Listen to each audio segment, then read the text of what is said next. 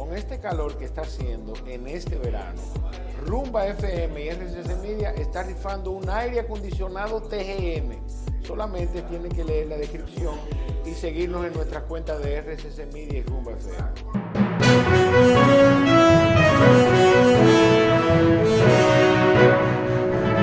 Talizania, hoy contamos con la presencia del doctor José Esteban Pérez. Así es. Nuestro gastroenterólogo, hablando de colangitis. Liz, ¿a ti te ha dado dolor de barriga alguna vez? Claro, doctor. ¿Verdad que sí? ¿Cómo se manifiesta, doctor, la colangitis? Ok, mira. La colangitis es un padecimiento muy, como te dije, de un espectro muy amplio y de una complicación, o sea, de una expresión clínica muy compleja. Sí. Se ha venido desarrollando alternativas en el tiempo, propuestas para diagnóstico temprano, porque sabemos que mientras más temprano hagamos este diagnóstico, la respuesta médica va a ser más efectiva y los resultados serán definitivamente más halagüeños para todos. La discusión con la colangitis se ha estudiado mucho y hay una clasificación típica. No, antes había un concepto que la definía particularmente como tal y se hizo vinculado directamente, que era la famosa tríada de Charcot. Okay. ¿Tríada de quién? De Charcot.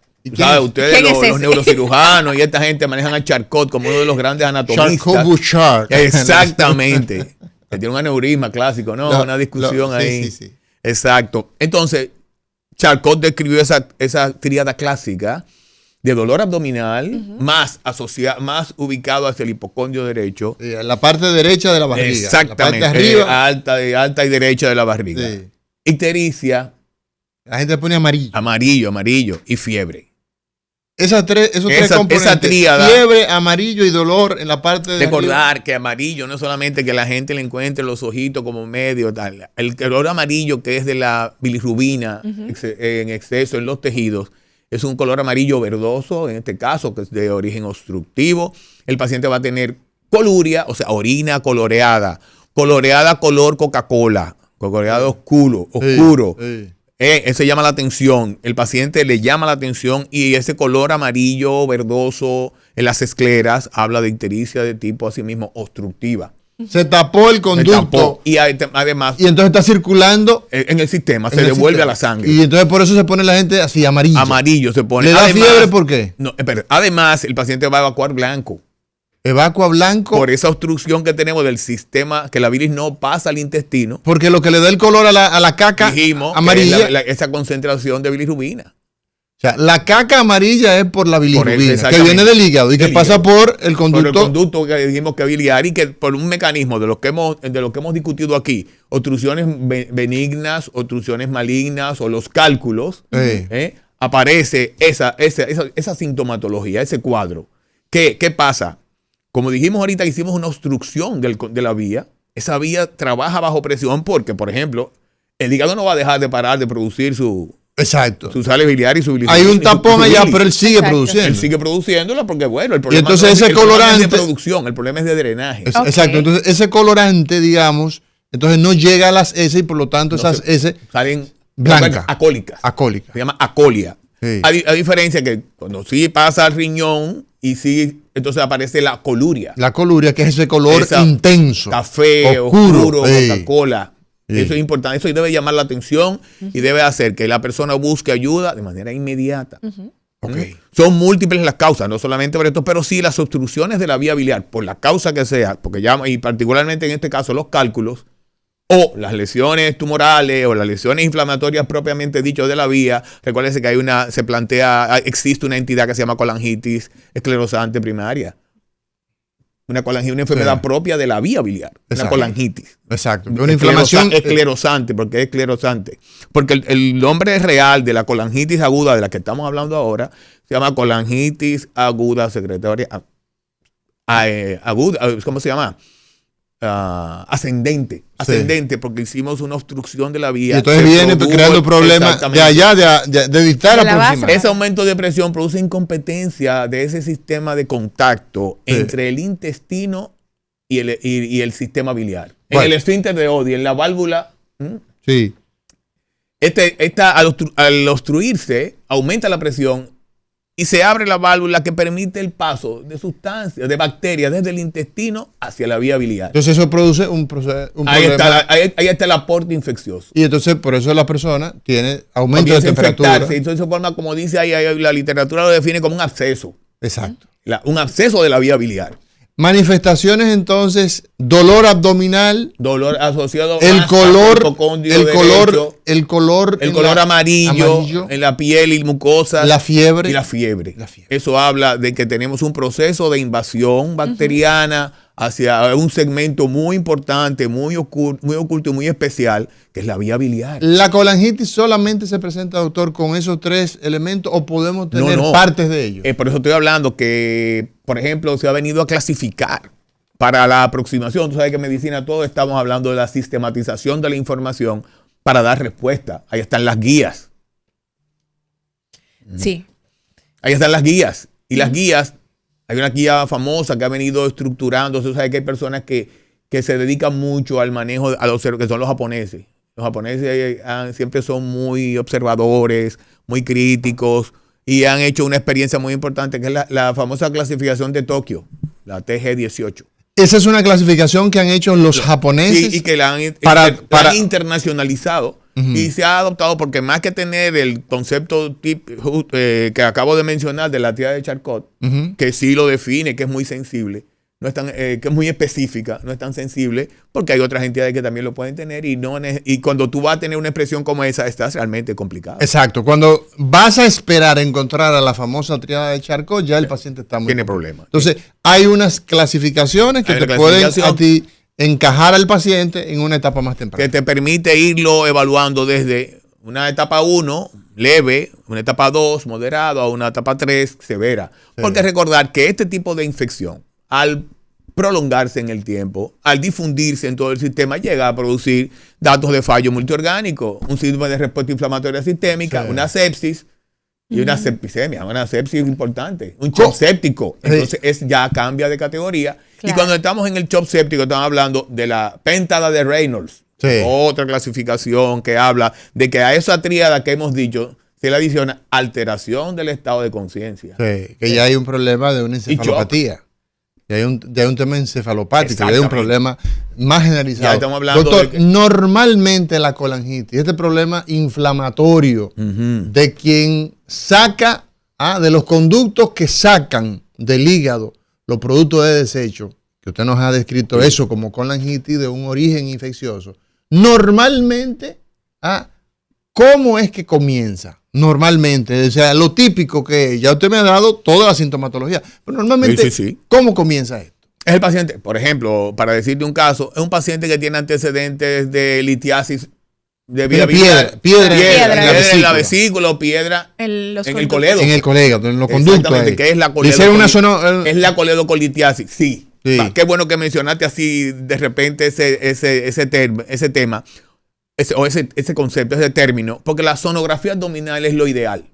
El primer paso para aproximarse a ese tipo de pacientes es una ecografía, una sonografía. ¿Por qué? Porque vamos a comenzar a hablar del origen. Si tenemos un paciente que nos llega con ese dato de toxicidad, tinte ictérico, dolor en hipocondrio derecho y tal, hay que plantearse entonces una ecografía para comenzar a discutir los orígenes. Pero la pregunta que le hacía, doctor, y disculpe para que sigan ese mismo, ese paciente que finalmente usted lo diagnostica como colangitis, él llega normal al consultorio.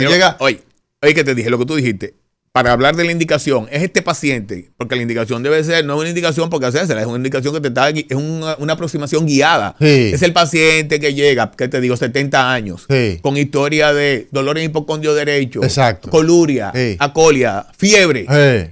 Ya que llega mal. Ya, llega malito. El paciente llega mal.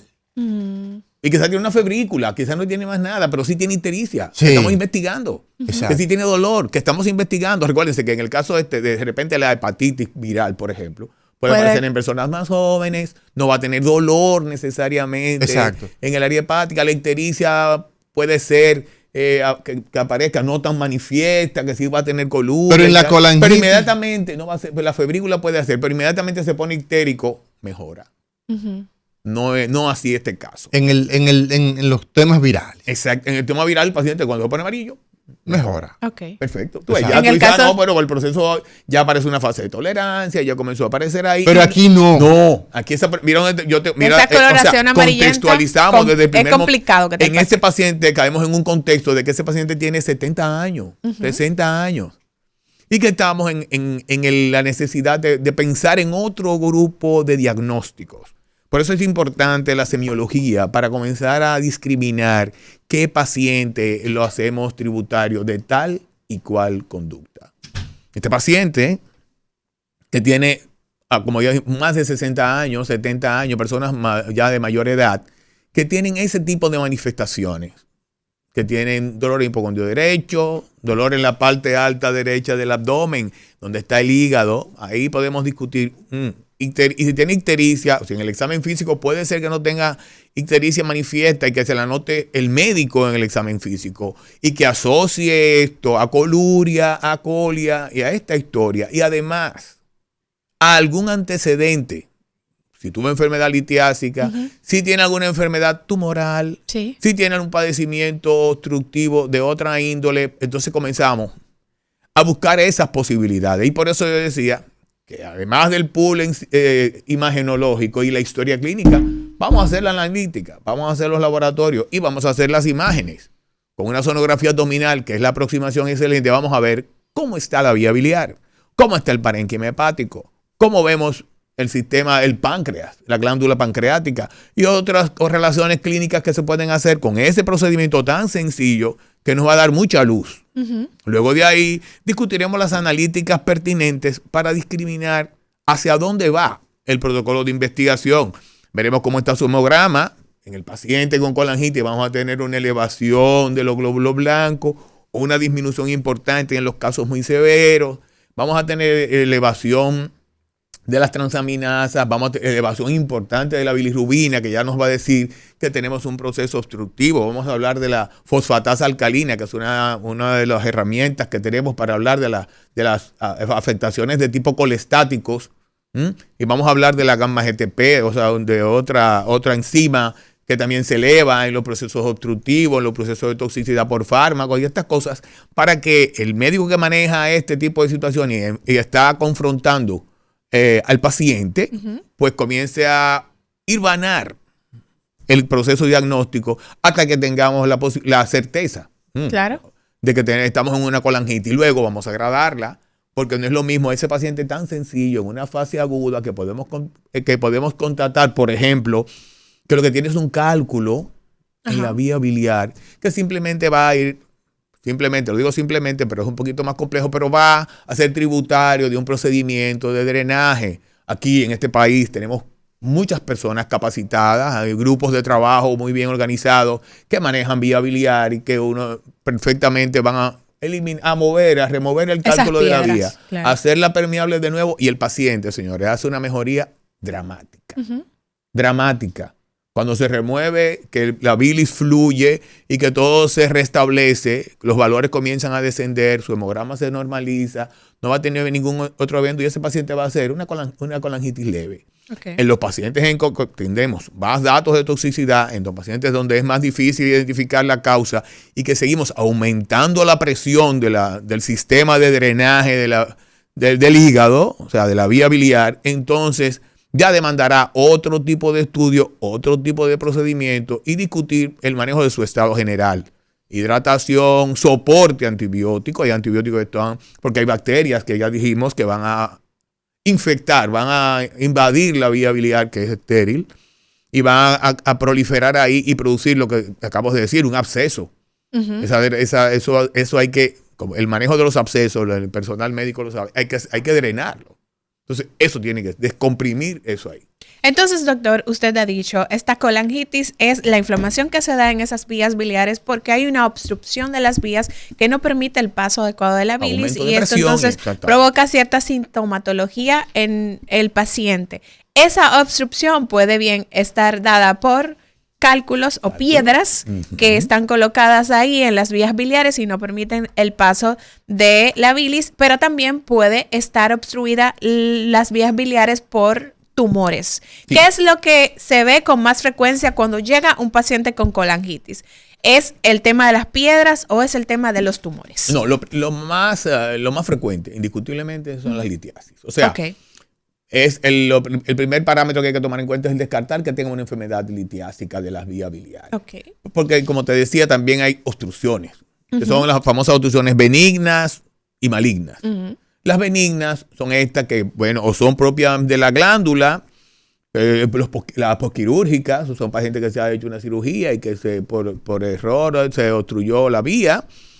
Los pacientes que reciben quimio, los pacientes que están sometidos a procedimientos de manejo por lesiones neoplásicas del hígado, pero también puede tener eso.